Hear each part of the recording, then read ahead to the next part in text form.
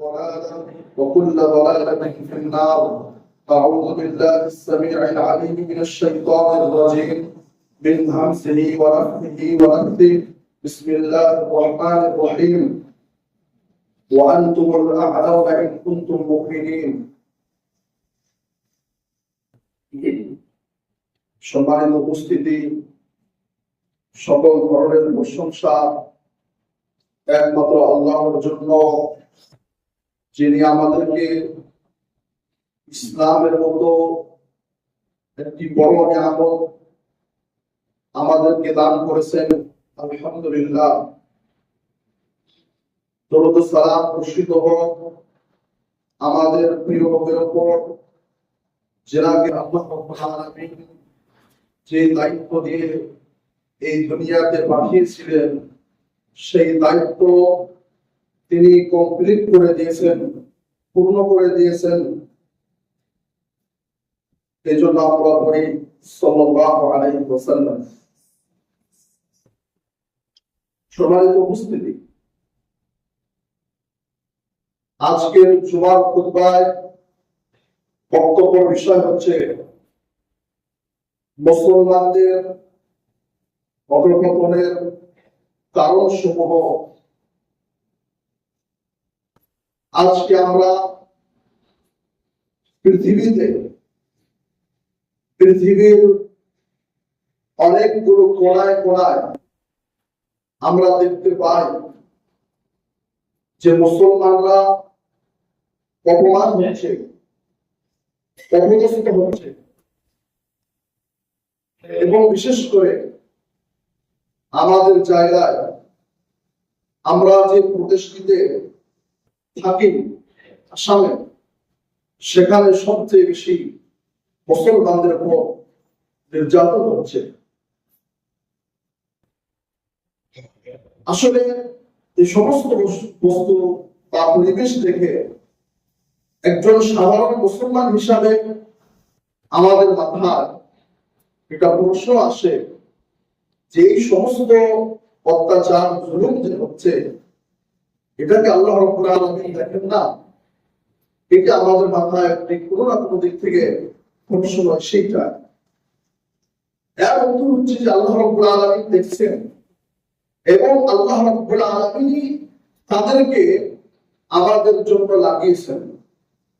কারণ কোরআন এবং হাদিসের স্পষ্ট বক্তব্য যে মুসলমানরা যখনই কোরআন এবং হাদিস থেকে দূরে সরে যাবে, তখনই অন্যদের দ্বারাই তাদেরকে আমি শাস্তি দিব। কিন্তু কথা হচ্ছে যে যখন মুসলমানদের উপর শাস্তি নেমে আসে, তখন শুধুমাত্র বেছে বেছে খারাপ মুসলমানদের উপর শাস্তি আসবে এমনটা নয়। যখন শাস্তি আসবে তখন পুরো জনগোষ্ঠীর উপর আসবে। সম্মানিত উপস্থিতি, আমাদেরকে প্রথম একই কথা মনে রাখতে হবে যে আজকে আমাদের মুসলমানদেরকে যে ঘৃণার নজরে দেখা হচ্ছে, যে হিংসার নজরে দেখা হচ্ছে, এটি পশ্চিমকালেও এইভাবে মুসলমানদেরকে দেখার কথা ছিল না। কারণ মুসলমান একটি সম্মানিত দল, একটি মর্যাদাবান দল। এই মুসলমান মানে একমাত্র শুধু আল্লাহ রাব্বুল আলামিনকে ভয় করবে এবং পৃথিবীর কোন শক্তির সামনে নিজের মাথাকে, নিজের মতবাদকে কখনো নত করবে না। এর নাম হচ্ছে মুসলমান। আপনি দেখেন, আল্লাহর রাসূল সাল্লাল্লাহু আলাইহি ওয়াসাল্লাম দুনিয়া আসার পূর্বে যে দলটি ছিল, যারা পরে সাহাবায়ে কেরাম হিসাবে পৃথিবীর সামনে এসেছেন, তারা জাহিলিয়াতের যুগে, মূর্খতার সময়, তারা এক একজনের রক্তের পিপাসু ছিলেন। এক একজন মানুষের ইজ্জত নিয়ে খেলা করতেন। একজন মানুষ রাস্তার এই পাশ দিয়ে আসতেছে, আর একজন মানুষ রাস্তার পাশ দিয়ে আসতেছে, দুইজন মানুষ ঘোড়ার পিঠে উঠে আসতেছে, এবং রাস্তা চেপা রাস্তা। এই চেপা রাস্তা দিয়ে যেতে হলে হয় একজন মানুষকে পিছিয়ে দিতে হবে, না হয় একজন মানুষকে পিছিয়ে যেতে হবে, দুইজন একসাথে পার হতে পারবে না। এই ছোট্ট একটি বস্তু নিয়ে এমন ভাবে লড়াই শুরু হতো, সেই লড়াই বংশকে বংশ থেকে যেত। তেমনি ভাবে আরো বিভিন্ন ধরনের ঘটনা সেই যুগে হয়েছে।